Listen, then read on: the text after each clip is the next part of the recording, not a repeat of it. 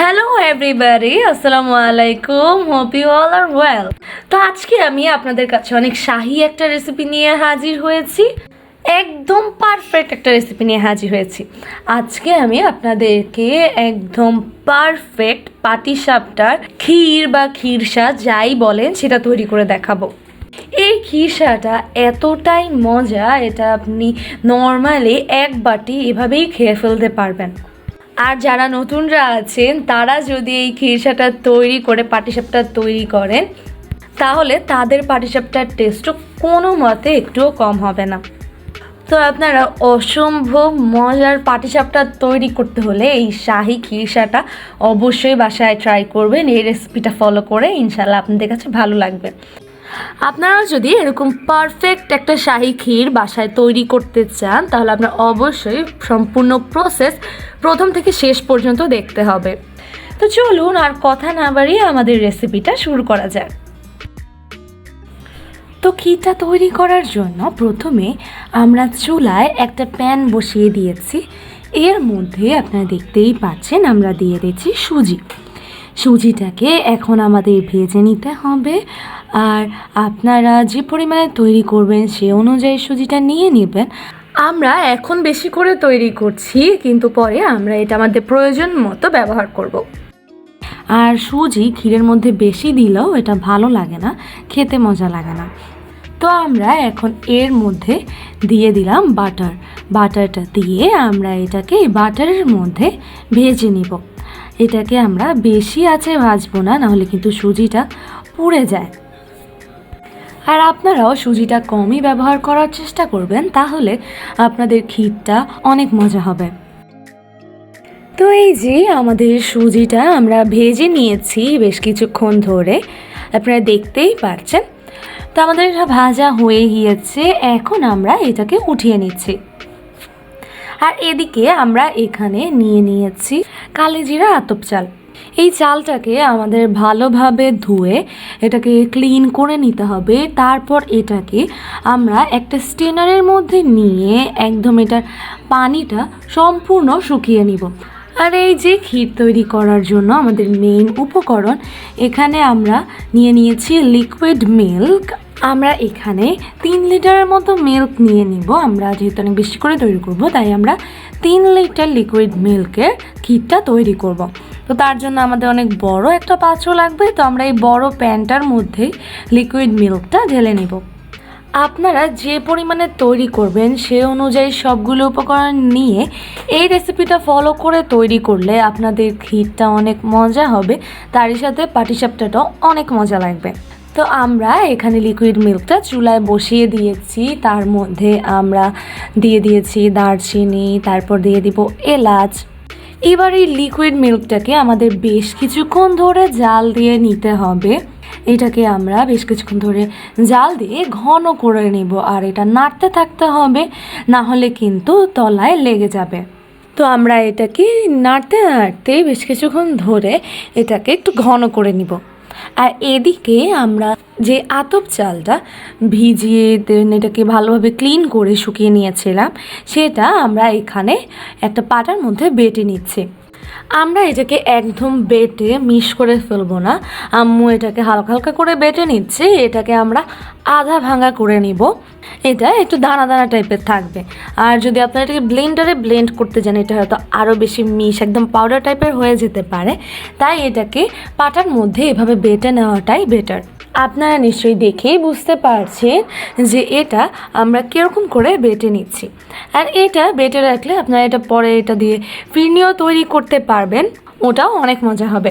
তো এই যে আমাদের এগুলো বাটা হয়ে গিয়েছে, আপনারা দেখতেই পাচ্ছেন। তো এগুলো এইরকম দানা টাইপের হবে, এটাকে আমরা একদম মিশ করে ফেলিনি। তো আমরা এগুলোকে উঠিয়ে নিচ্ছি। আর আপনারা শুধু সুজি দিয়ে যদি এই ক্ষীরটা তৈরি করেন তাহলে কিন্তু এটা খেতে ভালো লাগবে না, তাই এই প্রসেসে তৈরি করলে এটা খুবই মজা হবে। তো চালটা বেটে আমরা এখানে নিয়ে নিয়েছি বাদামটা অফকোর্স বাদাম ইউজ করলে অবশ্যই অনেক মজা হবে, তাই আমরা বাদামটা নিয়ে নিয়েছি। আমরা এখানে চীনা বাদাম আর কাজু বাদামটা নিয়েছি। আপনারা আপনাদের পছন্দ মতো বাদাম নিতে পারেন। বাদাম নিলে অবশ্যই মজাই হবে, কারণ বাদাম যখন মুখে পড়ে তখন খুবই মজা লাগে এইটা খেতে।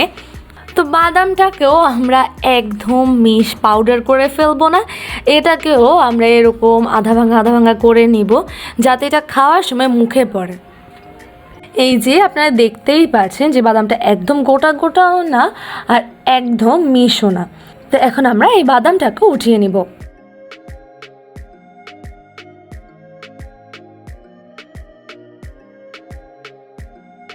আর এদিকে আমরা আমাদের মিল্কটাকে বেশ কিছুক্ষণ ধরে চুলার মধ্যে নেড়ে চেড়ে এটাকে আরও ঘন করে নিয়েছি। এখন আমরা এতে আমাদের যেই বাটা চালটা আছে, আতপ চালটা, সেটা দিয়ে দিচ্ছি। তো আমরা মিল্কটাকে নাড়তে আমাদের চালটা অ্যাড করছি, না হলে কিন্তু চালটা দলা পাকিয়ে যেতে পারে। তো চালটা দিয়ে এবার এটাকে আমরা বেশ কিছুক্ষণ ধরে আগের মতোই নেড়ে চেড়ে এটাকে জাল দিব। আর এটাকে অনবরত নাড়তে হবে, কারণ লিকুইড মিল্কটা যদি নিচে লেগে যায় তাহলে কিন্তু খাবারের টেস্টও কমে যায়। তাই এটাকে আমাদের অনবরত নাড়তে হবে যাতে এটা নিচে লেগে না যায়।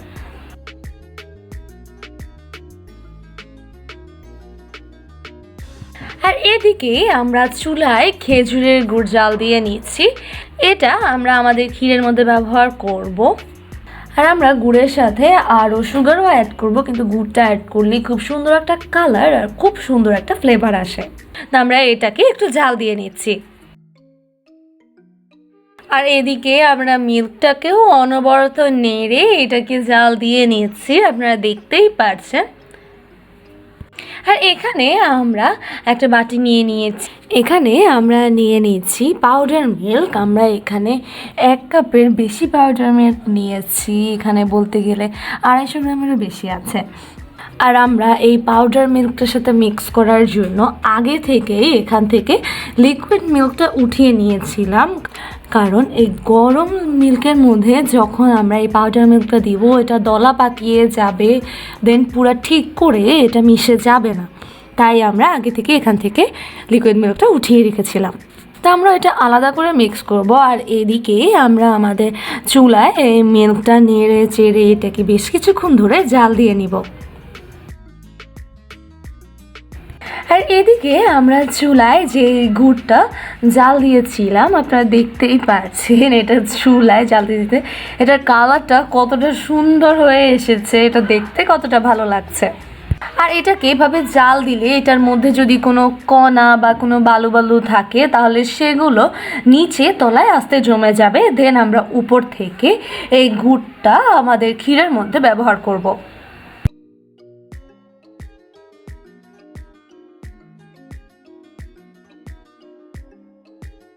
আর এই যে আমাদের পাউডার মিল্কটা যেটা আমরা নিয়েছিলাম একটু আগে, এবার আমরা এর মধ্যে আমাদের আগে থেকে উঠিয়ে রাখা লিকুইড মিল্কটা দিয়ে দিচ্ছি। এবার এটাকে ভালোভাবে মিক্স করে নিতে হবে যাতে কোনো দলা না থাকে। একদম ভালোভাবে আমরা এটাকে মিক্স করে নিব।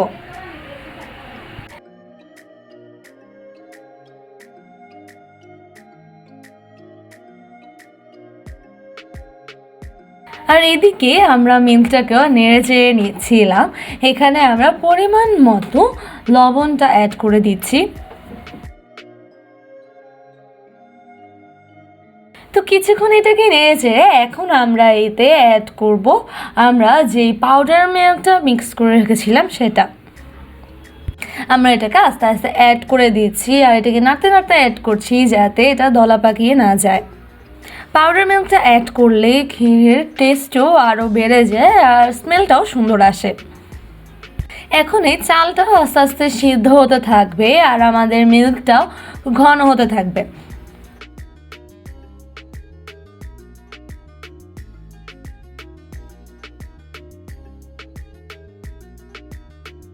তো আমরা এখন এর ভিতর থেকে যেই এলাচ, দারচিনি, তেজপাতা এগুলো দিয়েছিলাম এগুলো উঠিয়ে নিচ্ছি।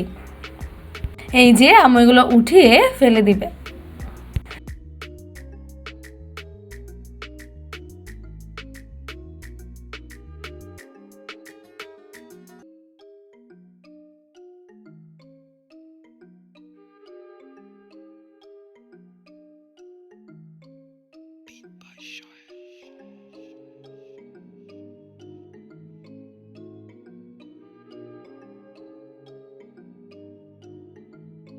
তো এখন আমরা এতে আমাদের আগে থেকে ভেজে রাখা সুজিটা অ্যাড করব। আপনারা দেখতেই পাচ্ছেন যে আমরা সম্পূর্ণটা ব্যবহার করব না, আমরা এখানে একটু আলাদা করে নিয়েছি, এতটুকুই আমরা এখানে ব্যবহার করব। আর এর সাথে আমরা একটু পানি দিয়ে এটাকে আগে একটু ভালোভাবে মিক্স করে নিব, নাহলে কিন্তু সুজিটা এই গরম মিল্কের মধ্যে দিলে এটা দলা পাকিয়ে যাবে।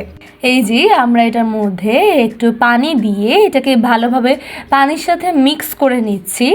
তো এখন আমরা এটাকে আমাদের মিল্কের মধ্যে দিয়ে দিব।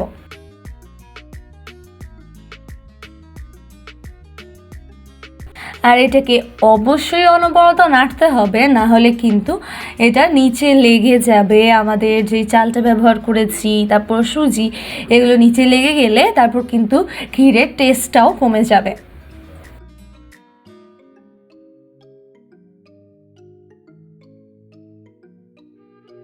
তো এই যে আপনারা দেখতেই পাচ্ছেন যে আমরা এটাকে নাড়তে নাড়তে এটার চালটা আস্তে আস্তে সেদ্ধ হয়ে আসছে, আর আমাদের মিল্কটাও আরও ঘন হয়ে এসেছে।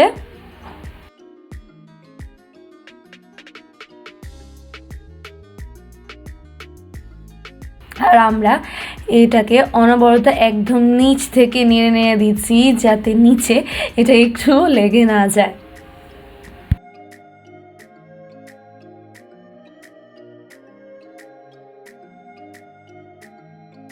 তো এখন আমরা এখানে আমাদের বাদামটা নিয়ে নিয়েছি, যে বাদামটা আমরা একদম ক্র্যাশ করে রেখেছিলাম, এটাকে বেটে রেখেছিলাম। এবার আমরা এটা আমাদের ক্ষীরের মধ্যে দিয়ে দিব। আপনারা অবশ্যই বাদামটা অ্যাড করা ট্রাই করবেন, কারণ বাদামটা অ্যাড করলে পাটিসাপটাটা খাওয়ার সময় যখন এই বাদামগুলো মুখে পড়ে এত মজা লাগে, তাই এটা অ্যাড করা ট্রাই করবেন।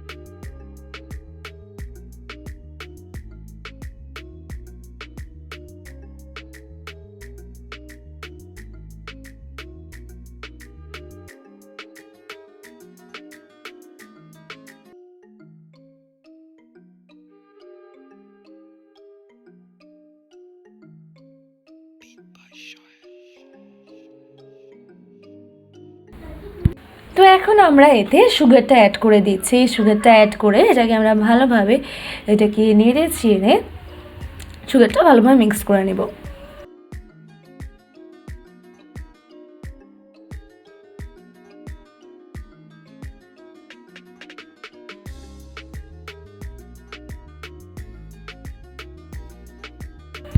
এই ক্ষীরটা এই পর্যায়ে যে পরিমাণের মজা হয়েছিল, আমার ইচ্ছা করছিল যে এখনই এটাকে চামচ দিয়ে নিয়ে সব খেয়ে ফেলি। তা আম্মুকে বললাম যে আমাকে একটু দাও, একটু টেস্ট করে দেখি।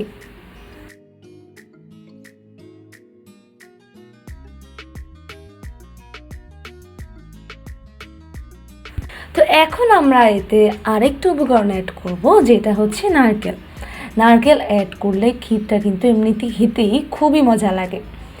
তো আমরা নারকেলটা দিয়ে দিচ্ছি, আমরা নারকেলটা কুড়িয়ে নিয়েছি। আর আপনারা দেখতেই পাচ্ছেন যে ক্ষীরটা অলরেডি কতটা ঘন, কতটা থকথকে হয়ে এসেছে।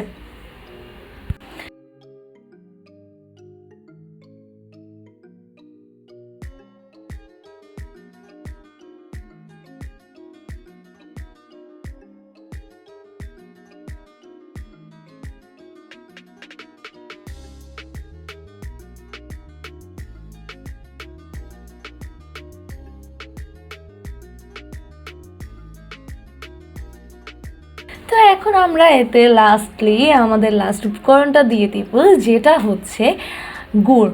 এই গুড়টা আমরা যেটা জাল দিয়ে রেখেছিলাম সেটা। এখন আমরা এতে গুড়টা অ্যাড করে দিচ্ছি।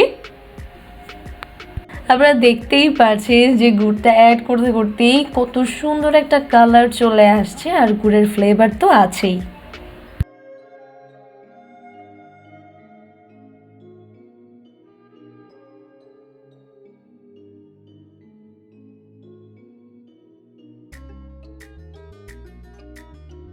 তো গুড়টা অ্যাড করে দিলেই আমাদের ক্ষীরটা রান্না করা প্রায় শেষ। আর আপনারা দেখতেই পাচ্ছেন যে এটা কত সুন্দর একটা কালার চলে এসেছে, আর এটার কনসিস্টেন্সিটা কেমন। এটা কিন্তু এখন যেমনই হোক, এটা নামালে এটা একদম ঘন হয়ে যাবে, এটা আরও বসে যাবে।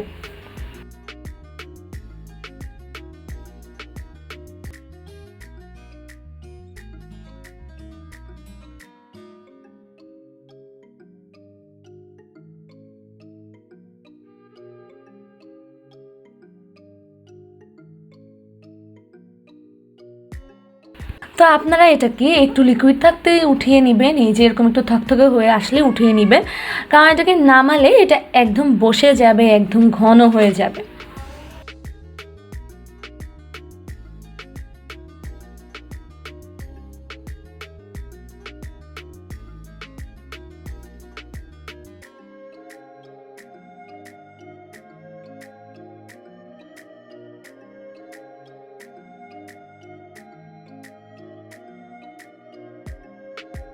তো এই যে আমরা আমাদের ক্ষীরটাকে নামিয়ে নিয়েছি, এখন আমরা এটাকে একটা বড় বোলের মধ্যে ট্রান্সফার করে নিব।